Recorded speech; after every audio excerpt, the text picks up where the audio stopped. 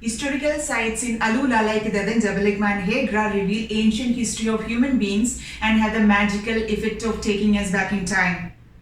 In my previous video, we saw ancient writings, temple sites and tombs on the mountains of Dadan and Jabal Ithlib. Today we continue our wonderful tour of AlUla to explore the beautiful sites of the Nabatean civilization in the city of Hegra, also known as Mada'in Salih. Hegra is the first UNESCO World Heritage Site of Saudi Arabia. After Hegra, we will also see the Elephant Rock or Jabal Ithlib, another major attraction of AlUla. So let's go!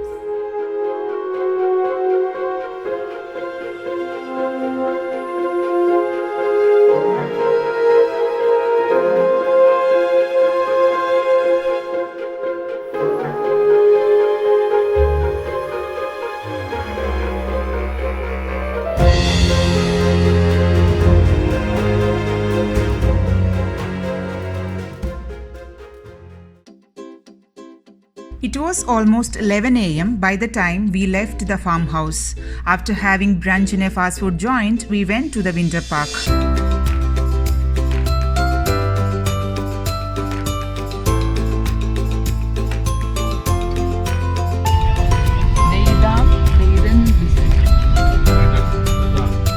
Around 12:30 p.m., our tour bus picked us from winter park.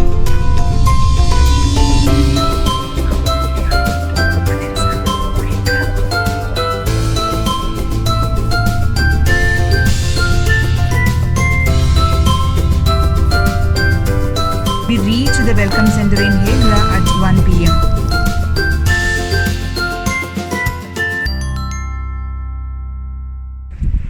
We are at Hijaz railway station.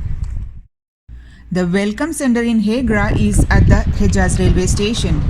Hijaz railway station in Hegra was opened in 1907 as part of the Hijaz railway project. This is the train, right? Real train?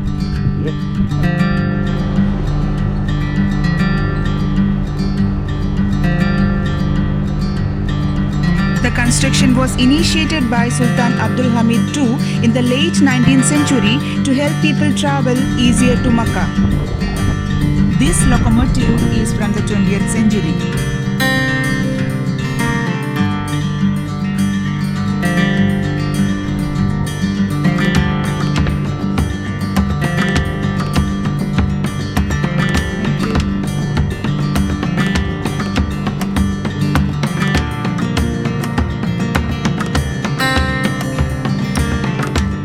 At the Welcome Center, a guide gave us an introduction to Hegra and its historical sites. First, I would like to thank you all for visiting Hegra, one of the most important sites in Sudan.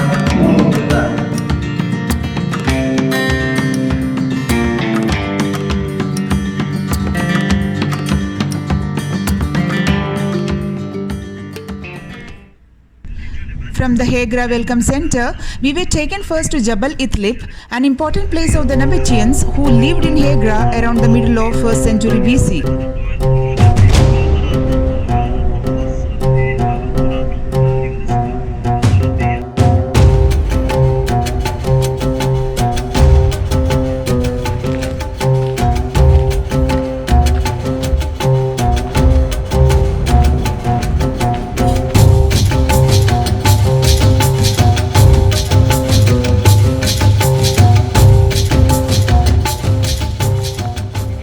This is in Ithlib mountain, which is the holy place for the Nabatean. Okay. And the Nabatean people, they are a tribe who has lived in Petra in Jordan as a capital city for them. And then they came here to choose Hegra as second city for them. You could see the mountain, the sandstone mountain. It's easy to care on it. Also the trading route was collecting by the whole South Arabia Peninsula over the war. They was trading the spices and incense, also the plenty of water. But this place, Ithlib mountain, it's like a holy place for them. Why? Because it's having this path, which is having a lot of niches that they was to use it as a worship. This is an example for it, and we're gonna see a lot of examples inside. Okay. But this one is like it's called a diwan, which is a meeting room for them. Like a model. Yeah, this is a meeting room for them to this discuss common about the meeting. political and economic and religion stuff. After they do the worship inside the temple, they come here to enjoy their time. Oh, Yeah. And they call the Nabatin because the word of Nabat, which is mean distracting water from wells. So you could see here on the right side, there is a place. They use it to collect the water raining, and they use it as a purification before they go inside the temple. So you could see this one. Okay. So they do the carving from the top to the bottom. They use the chisels and hammer to do all of this. How long ago was this? How many years ago? 2000 2800. years ago. Nabatin, no? 2000. Yeah, and I have an app called Living Museum. Oh, not Living Museum, they changed. Sorry. The guide showed us an official app to If you show have how any the orange hall dot looked like during this, that you can period with its find inhabitants. a lot of information. Okay. This passage is natural and is known as Sikh. It will lead to an area which has lots of inscriptions and But we're gonna sculptures. see the eagles in a really fancy way in the tombs. Like very beautiful. If you came here, to look at the halls look like guitar. Yeah. It's a beautiful place to take a picture. Beautiful place.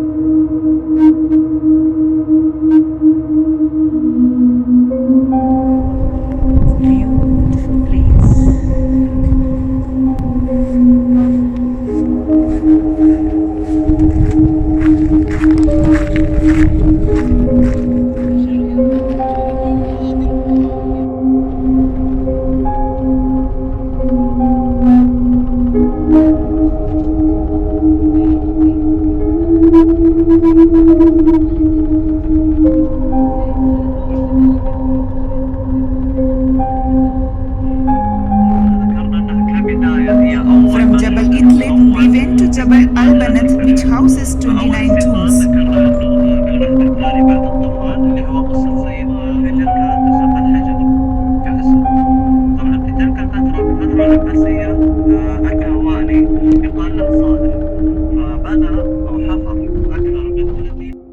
This is Jabal Banat.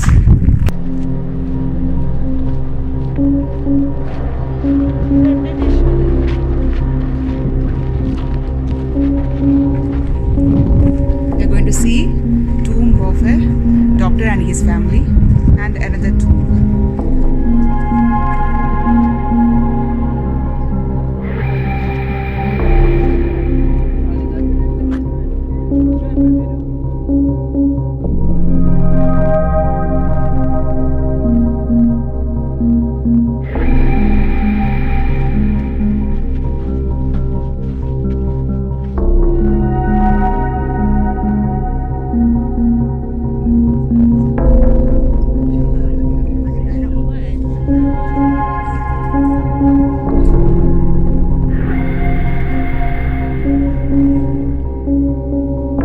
We got a chance to see a tomb from inside.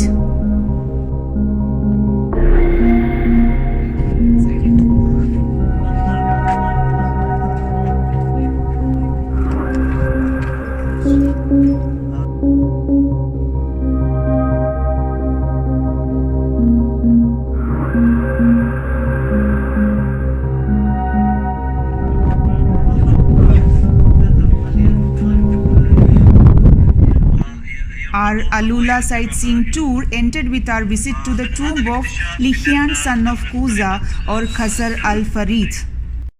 Here at the unique palace.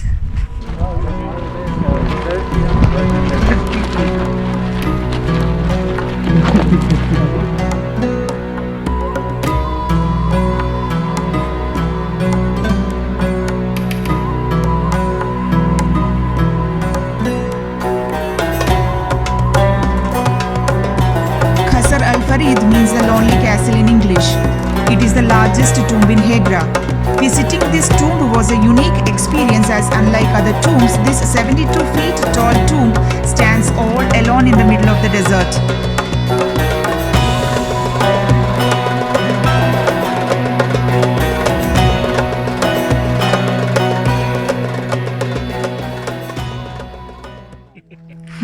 What is the name of the owner of the tomb? Lihyan, son of Kuza. Okay. Just like the Lihyanat tribe, just like the Lihyanat kingdom.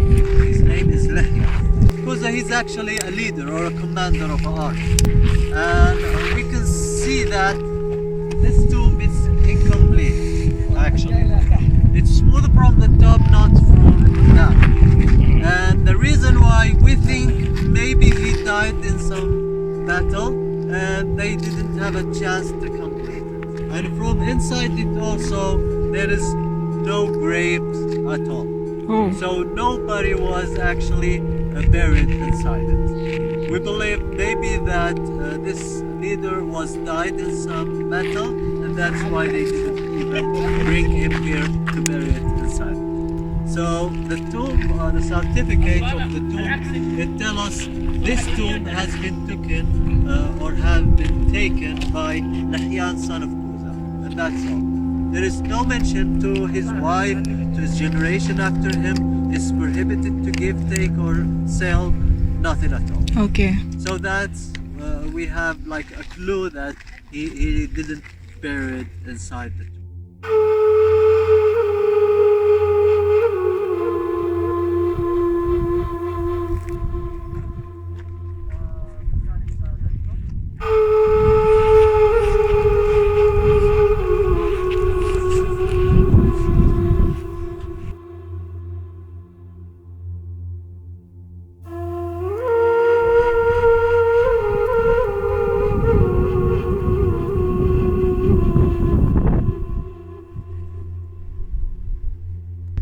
So we are going back to the bus.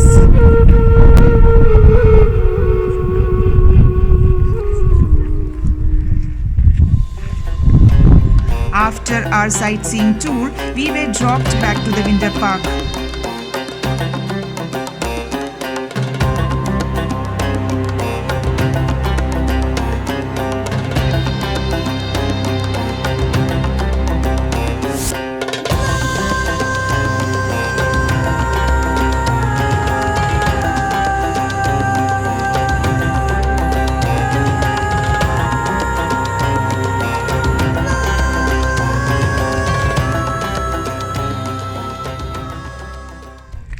What's your name? My name is Khalaf Al-Anazi. Okay. Hello. Ooh. After spending some time in the Winter Park, around 5:30 p.m., we headed towards Elephant Park. On the way to Elephant Mountain. 2 minutes. Jabal Ithlib.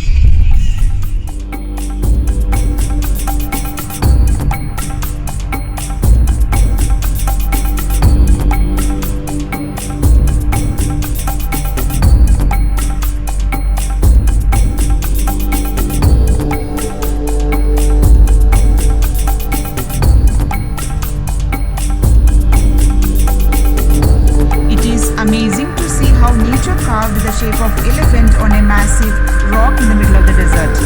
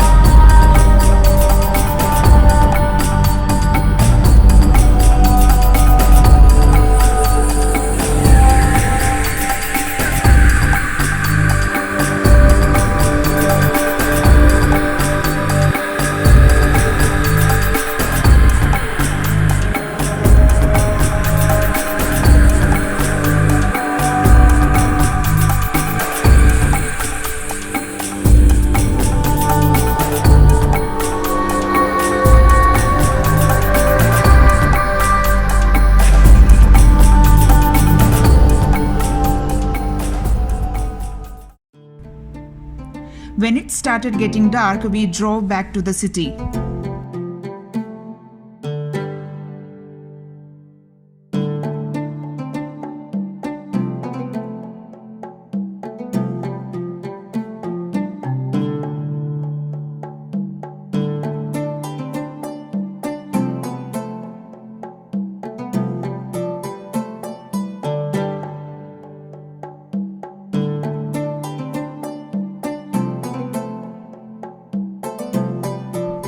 On our way to the city, we noticed this gift shop. It's a small shop but has some unique souvenirs. All of us are vegetarians except Mahesh, and while searching for veg food, we reached here.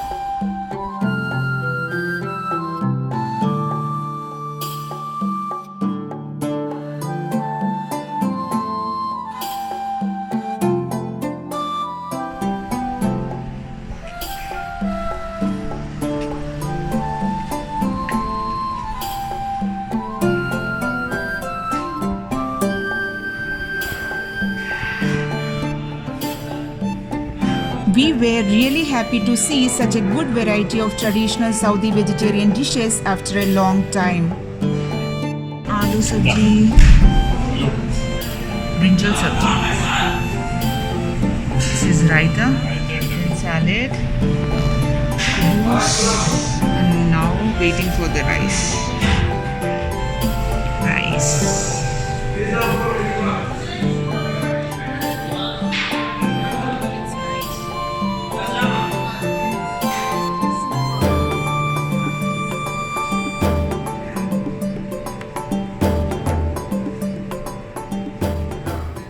Excavations in AlUla are still ongoing.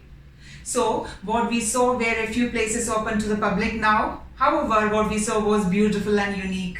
So, have you already started packing your bags? AlUla is an irresistibly beautiful place you will love to visit. I would recommend you plan your trip between November and March. Winter is the best time to visit. We visited AlUla in December, so weather was pleasant during the day and cold at night.